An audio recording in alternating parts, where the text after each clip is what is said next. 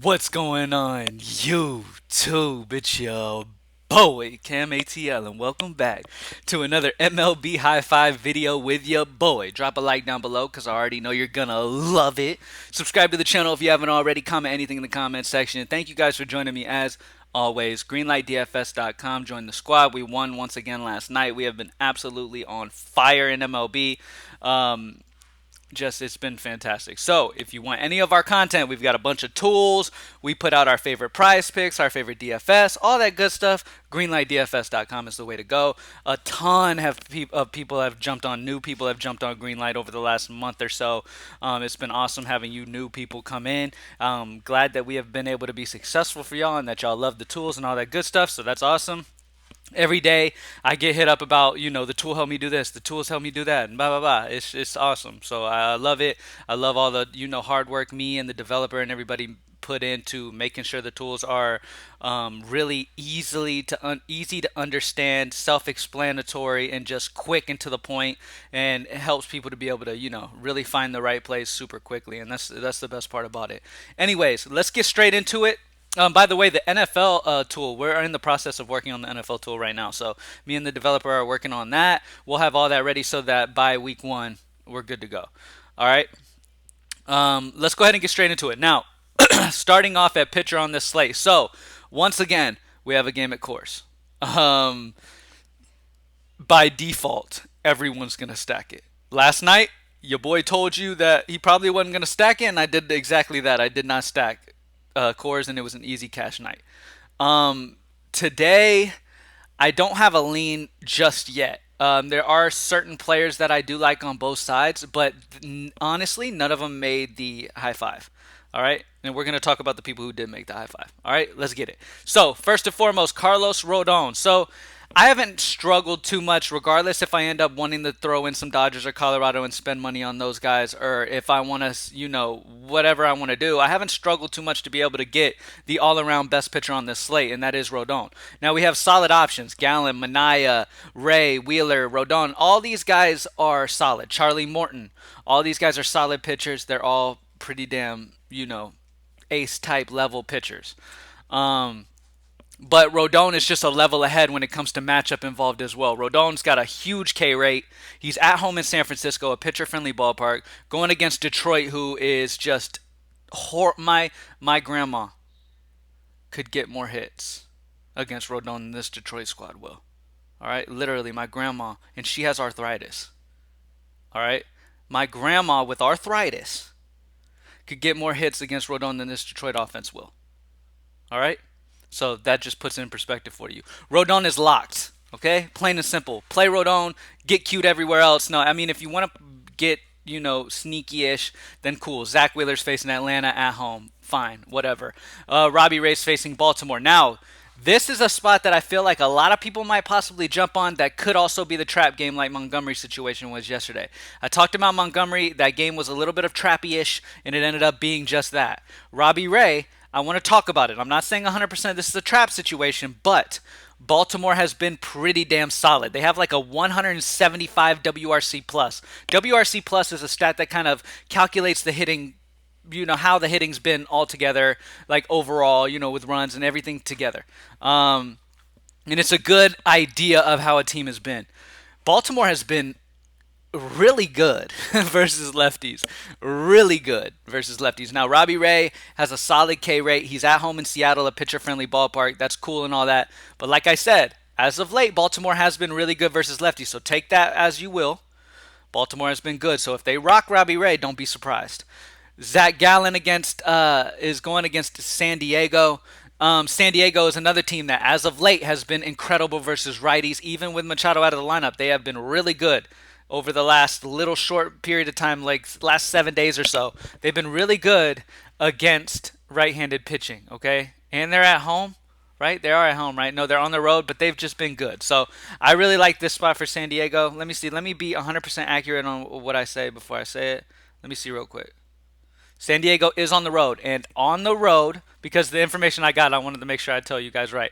On the road, San Diego over the last 7 days, 14 days has been really really good versus right-handed pitching. WRC plus is high. They've been really good. Don't strike out a shit ton, so they've been pretty solid. So Gallen's another guy that I probably won't have a ton of exposure to. Sure, some if you're making a ton of lineups, but no, not a ton. Sean Manaea is a guy that obviously we know the talent's there. He's faced this Arizona team twice already this year. Normally, when a pitcher faces a team multiple times like that, the hitters kind of get more. They've seen more throughout what he's got this year, and they kind of can pick up better on it. And Arizona's at home. I'm a little worried about Sean Manaea in this spot as well.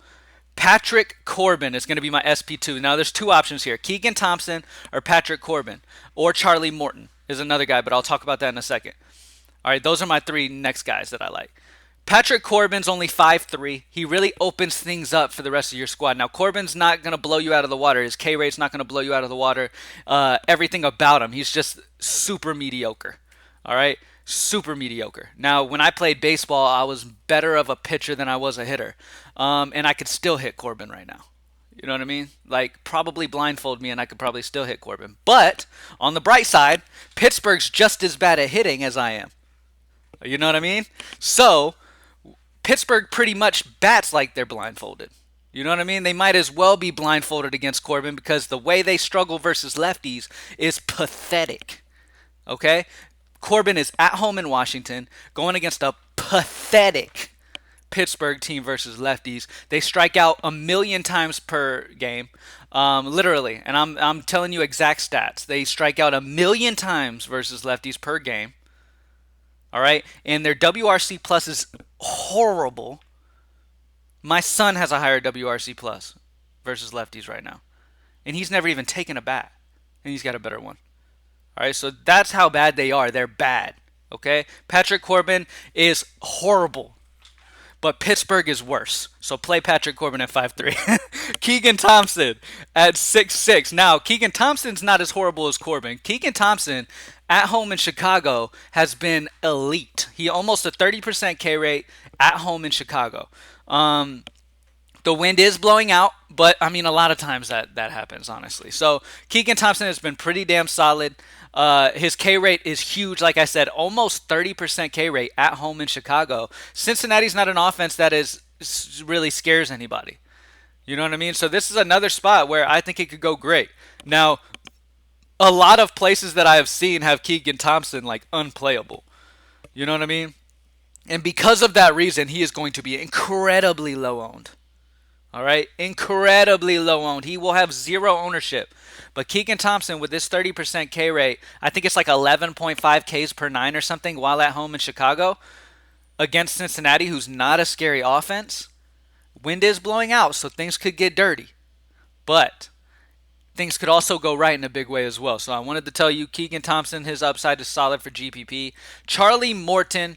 Woodruff, I really, really like for his K-prop over on Prize Picks. I grabbed him at over 4.5 before he switched to 5. I mean, he feels locked for over 4.5. Tampa Bay, horrible versus righties. At home in Tampa Bay, they're just bad. Anyways, Charlie Morton is the other guy I like here. Charlie Morton has been really, really solid as of late, man. His stuff has been working, capital W.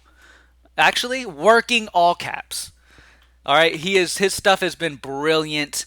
He's facing a Philly team that just lost Bryce Harper to a broken thumb, I think it was. So, I mean, Philly already doesn't have great numbers here in this spot recently against righties.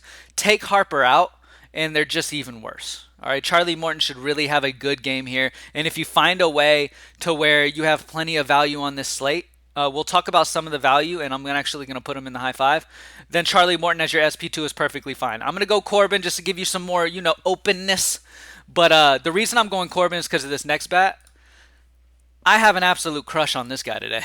Paul Goldschmidt. Paul Goldschmidt's at home facing a lefty, and that's all you need to know. Lock it in. It's done. Finish it up. Now, Goldschmidt's not in cores. CJ Cron is 800 less in cores. So do what you will. Freddie Freeman's in cores.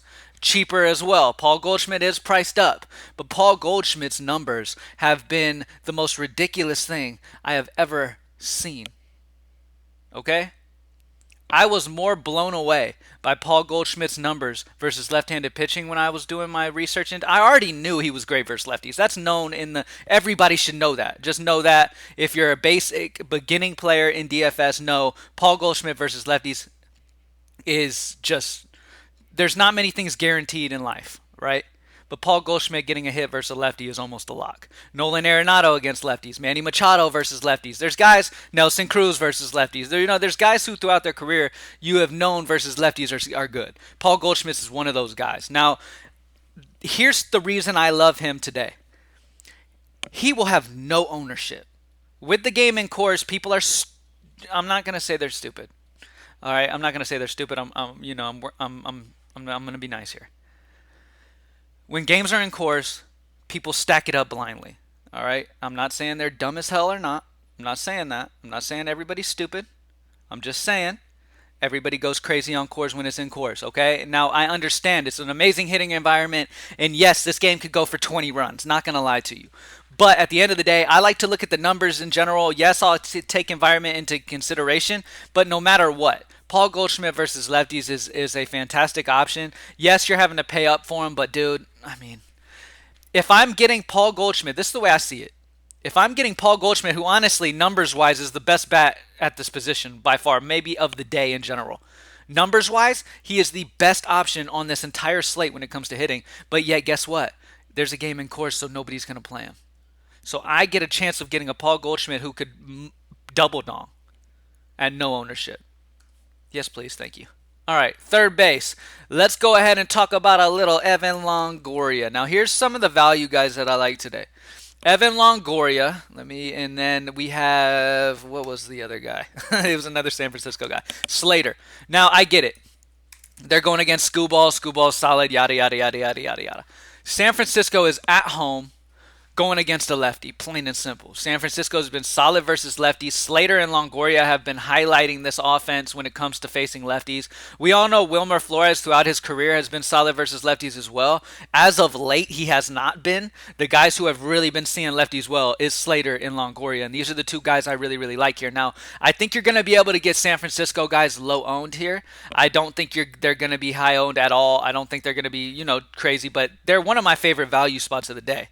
I mean, you're getting SLATE at 3-1, righty-lefty. He's incredible versus lefties. Evan Longoria, another guy. He's been incredible versus lefties as of late, especially. He's been hitting lefties amazing, and he's super cheap. Nobody's going to play him, and he's going against Skubal, who, yes, has a fantastic K rate and is a solid pitcher, but he hasn't been like lights out amazing. Oh my God. He's on the road. San Francisco's at home in a good spot here, and I'm willing to take these value guys here, especially if we're getting them low owned. I think both these guys have solid games at low ownership once again. And lately, I've been just having a lot of fun with taking advantage of the in-depth research that I do compared to a lot of people who play. So I've just been like, you know what?